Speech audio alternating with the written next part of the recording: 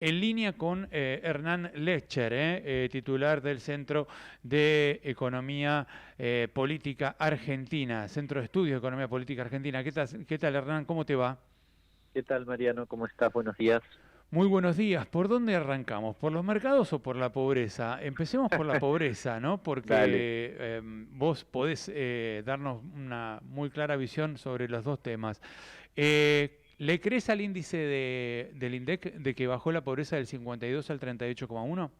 Tiene un problema metodológico, más de uno, pero uno en particular, que es que el mismo que afecta la medición de inflación. Tiene mal los ponderadores, o viejos para ser preciso, viejos los ponderadores.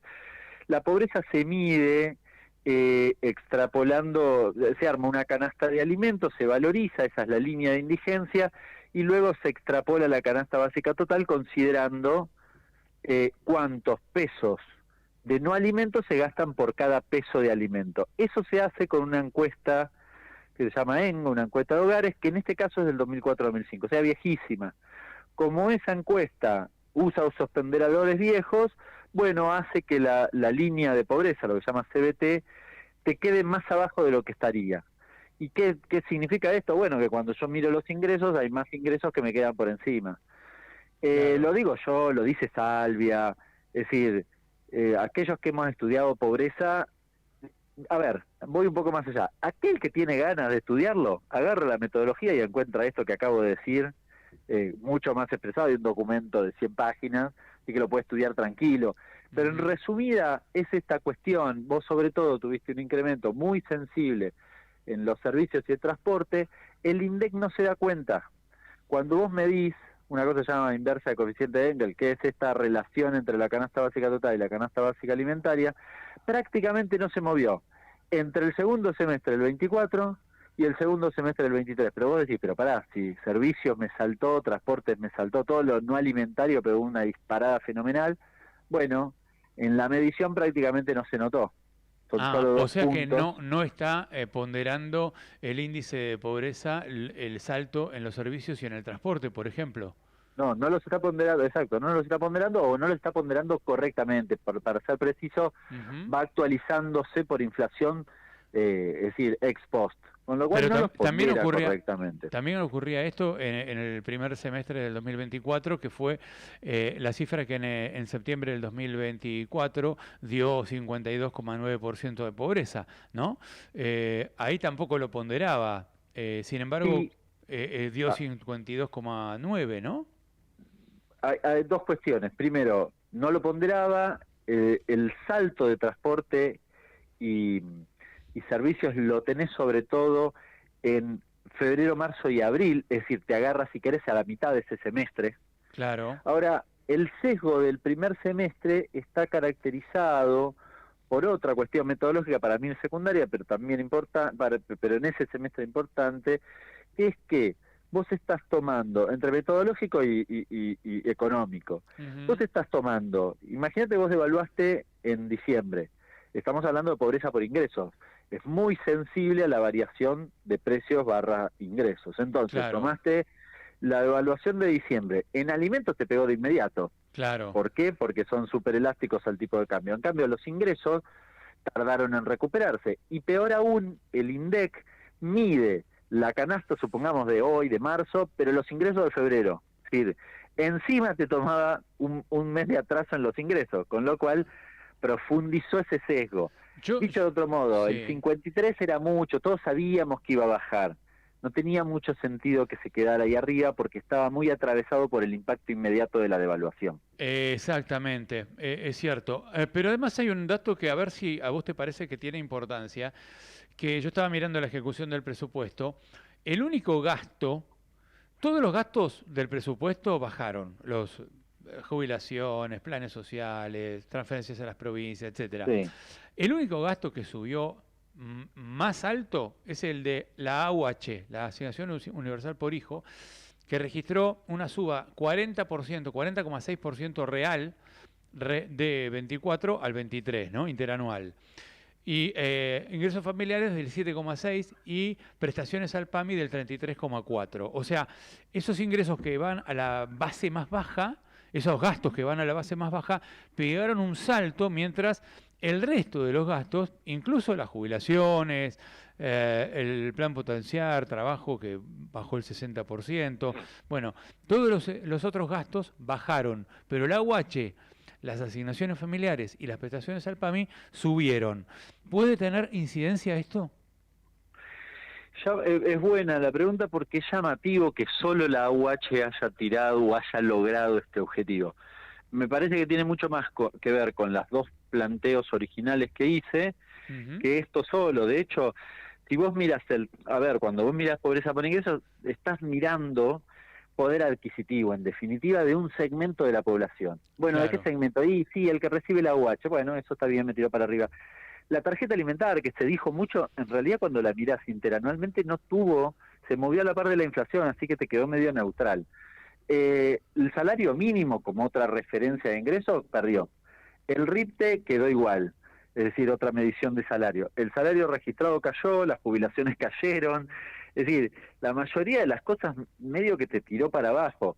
Acá ya no importa si bajó o no bajó la inflación, porque lo que estoy viendo es poder de compra en definitiva. Claro. Es decir, que te ayuda a que baje la inflación, sí, depende de cómo se muevan los ingresos, diría en realidad, porque si la inflación baja y los ingresos se quedan fijos, en realidad te va a aumentar la pobreza. No es condición sine qua non la baja de la inflación. Por eso llama un poco la atención, sobre todo la magnitud de la reducción, que iba a bajar, pero la magnitud llama mucho la atención por esto, porque no hay nada que tire, salvo la UH, que tire para abajo. Me da la impresión que está atravesado por cuestiones de índole metodológica y temporales como las que mencioné al inicio. Bien, vayamos al tema financiero y mercados, ¿no?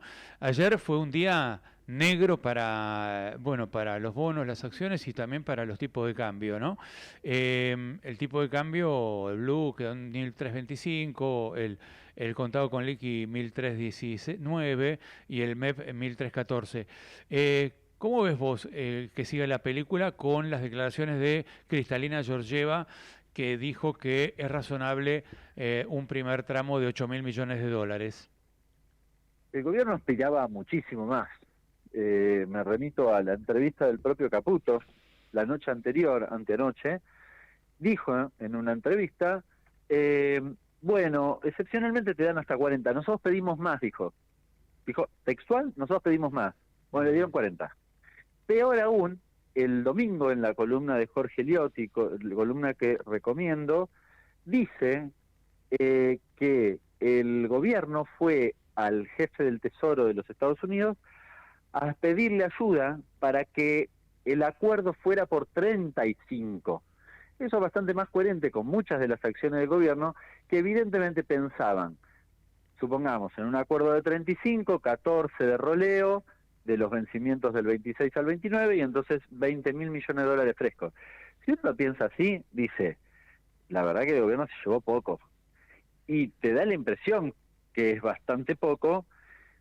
No quiero hacer una curva lineal y decir que siempre va a pasar lo mismo al estilo de Milei. Sí, como referencia lo menciono, si vos vendías 200 millones de dólares por día hábil, 8.000 te sirven para 2 meses. Claro.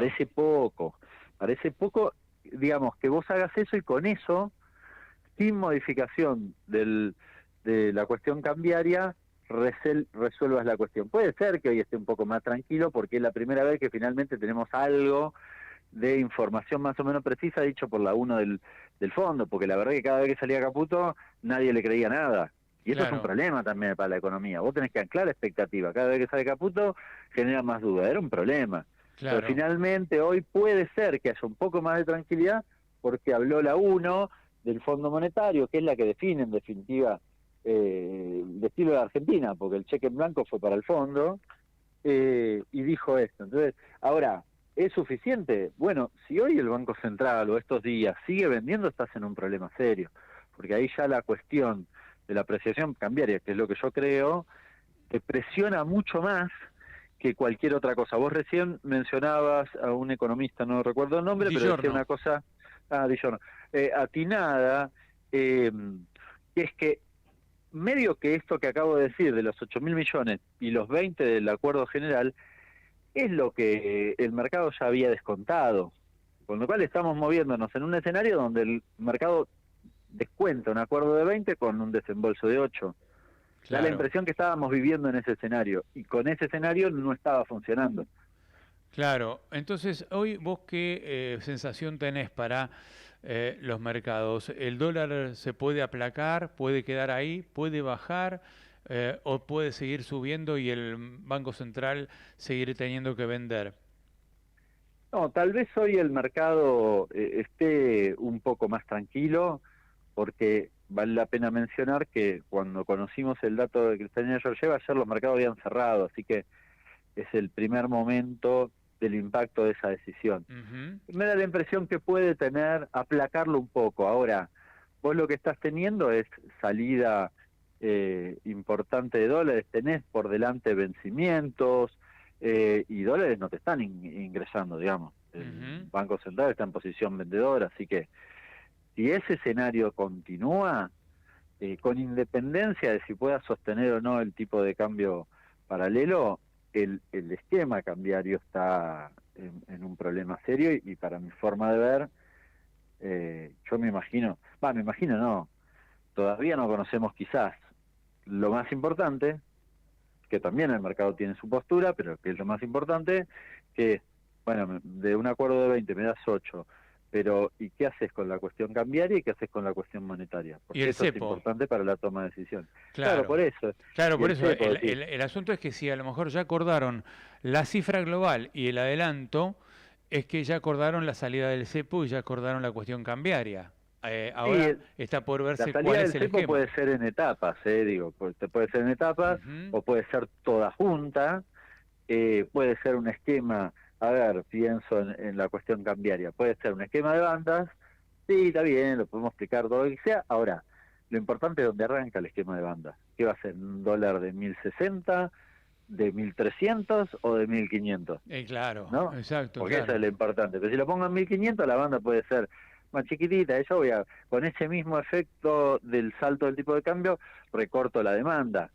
Y ahora, si lo hago en este nivel actual del oficial, es mucho más difícil, es distinto. En realidad voy a poner unas bandas que automáticamente creo podrían quedar sin sentido, es decir, vas a terminar interviniendo siempre. Entonces, eso es una decisión importante. Y después, ¿qué vas a hacer con la base monetaria? Porque el gobierno sostiene que como la base monetaria amplia está fija, no hay pesos para ir contra el dólar.